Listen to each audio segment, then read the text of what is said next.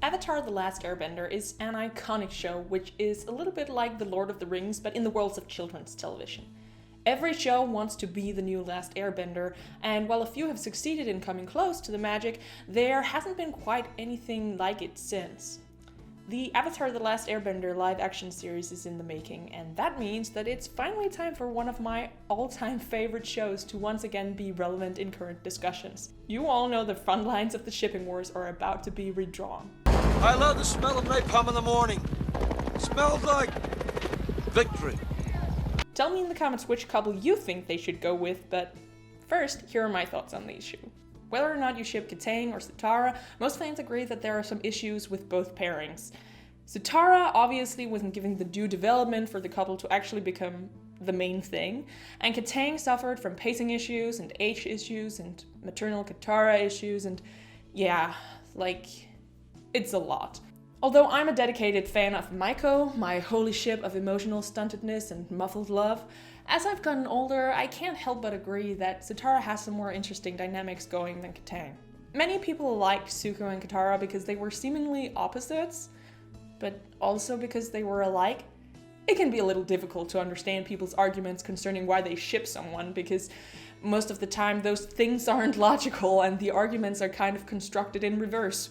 Which is exactly why it's so stupid to get into fights over. People like that both characters were burdened by a dark past. At the same time, Zuko is a hot-headed, honor-driven character, while Katara is driven by compassion for others. So there was an interesting play of characters and values. With Katara and Aang, their dynamic was more good boy, good girl, which means we rarely really saw them play off each other. They mostly just agreed. Don't get me wrong, that can be great for real-life relationships, but even in real-life relationships that do well, people do rub against each other. That's how they learn from each other, that's how they grow. We saw that, but rarely from Kataang. I will say, however, that they did have a great way of nudging each other in the morally good directions, as seen in The Storm, and when Appa was lost, The Serpent, The Painted Lady, and the episode with Katara's revenge issues. However, those golden bits were painfully few and far between, and they were drowned out by Katara's maternal instincts, Aang's goofiness, and the age difference, and Katara's seeming disinterest in Aang, and the way the couple was just hammered into our faces. For these reasons, you can make a compelling case for why Zutara would be the more interesting pick of the two pairings, especially when you consider what will happen with Katara and Aang if you go the Zutara route. I mean, right now you can really just do Zutara as it is up until halfway through the third season, and then you can have them get more development in the last half of the season. And also, for the love of Christ, make the second half of season 3 more interesting than just everyone goes on field trips with Zuko. However, if Aang is still in love with Katara, and in case she has any feelings for Aang, we need to deal with that in the second half of season 3. They need to deal with the fact that people are expecting Kataang, they need to smoothly draw our attention away from them, they need to decide whether they're going down the break Aang's heart way or the Aang's infatuation fades because it was really just a superficial interest in the first girl he sees route.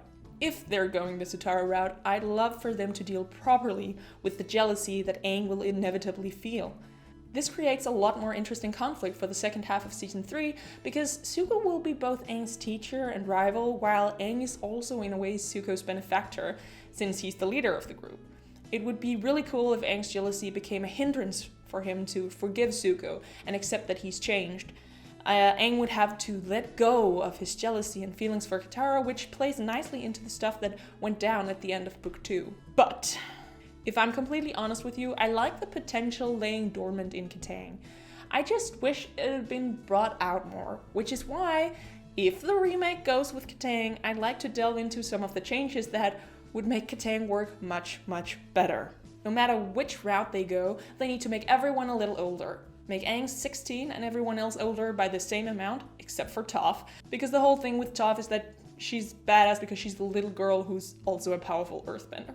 This not only fixes the fact that great child actors are difficult to come by, but also makes the Kataang ship less cringe. It does feel weird for Katara to be dating Aang. He has barely hit puberty when the story ends, and we all know that at that time, girls are way more mature than boys. And Katara is uber mature. Katara's role in relation to Aang was too much that of a caretaker. Aang began to break away from this dynamic during season 2, and their relationship became much more equal through the whole Appa thing. Aang tried to break further apart from their early dynamic in season 3, but things got rather rushed around Day of Black Sun, and then it's not mentioned again until the Ember Island players. So something funky was going on there. This is, of course, part of the very episodic way season 1 and 3 are written.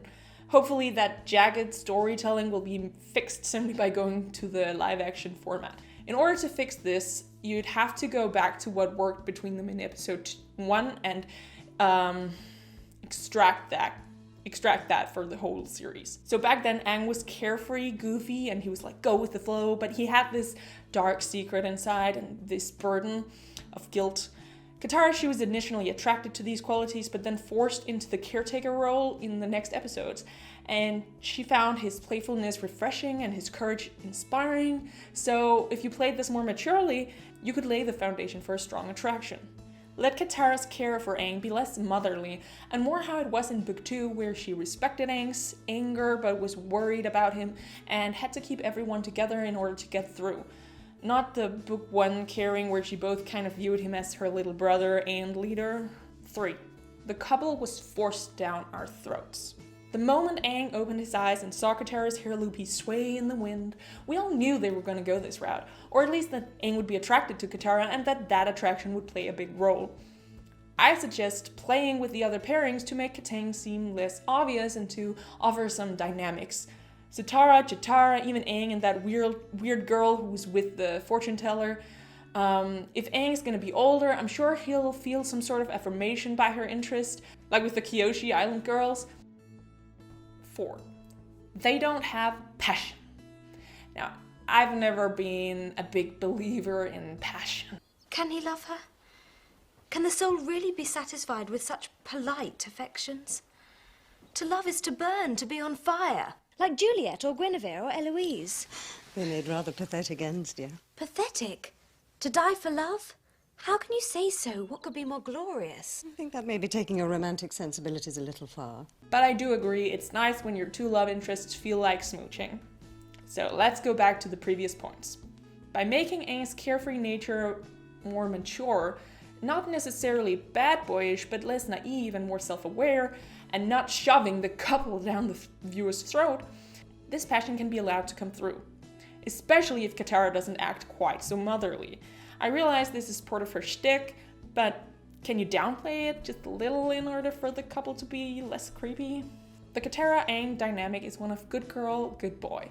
It's important to not stray too far from that concept. Their best moment was when Appa disappeared and Katara had to fight in order to keep Aang from losing his grip on his own goodness. It felt like they were truly closer after that experience. We saw something similar when Aang advised Katara to forgive the man who killed her mother.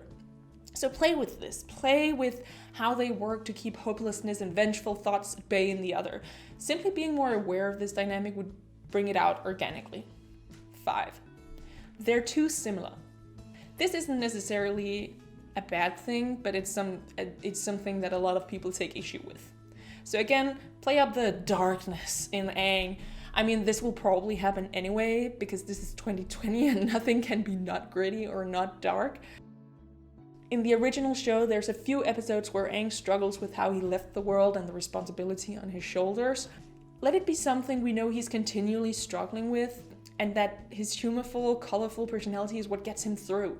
Allow Katara to be attracted to this and show us that she actually needs it after all of the heavy responsibility she's endured in the Southern Water Tribe. Because that's something I always felt that Zuko could not give her. He could not give her liberation from the darkness, because Zuko is not exactly a fun, cheerful character to be around. So I think that Katara is naturally attracted to Aang's fun side. Which makes sense because she's not exactly fun herself. And so this could be kind of refreshing for her to try to be more like that. Finally, they need to have some more focus on Katara's feelings for Aang and not just Aang's feelings for Katara. Except for her blushing during their little dance and when he kisses her, we don't see anything from her. We see a little bit in the fortune teller as well, but it's always just a little bit of blushing and gazing. It's really necessary that we see more. We need to see her admire him and want to be by his side. It doesn't have to be obvious to her, simply an inclination to be with him that can grow into something more self-aware when Aang reveals his emotions during the Day of Black Sun. Now, with Kataang out of the way, let's talk about Maiko. A lot of people thought Mei was too blah for Zuko, but I thought there was an interesting dynamic there. He has issues with anger and controlling his emotions. She has controlled her emotions to the point where she has trouble expressing anything. However, the one thing she truly does express throughout the show is that she loves Zuko more than she fears Azula. And it's not just a line during the Boiling Rock, it's something we see again and again in small details, like when she glares at Azula, when Azula tells her to leave, when she and Zuko are on their little picnic. This issue is really related to a larger issue in the series. Some characters in the show really needed more development, while others, Katara, were giving over-the-top much development. Sokka, Toph, Mai, and Ty Lee all suffered from this, and even Azula could have gotten more love.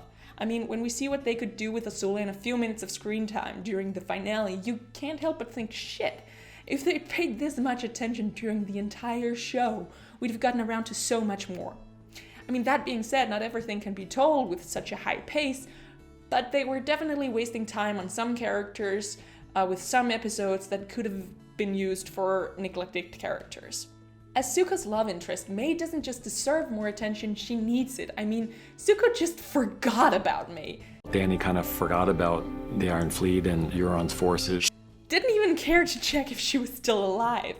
We need to see more of her interests and how she opens up during her relationship with Zuko. We need to see that she has more personality traits than being gloomy, sarcastic, and deadpan and being in love with Zuko. We need to understand her ideologies better. Yes, ideologies, because when she switches sides, she does it for Zuko. But what are her actual thoughts about what the Fire Nation has done? She's the daughter of an ambassador. She must have seen shit. Did she feel any compassion for the Earth Nation people and shut it down?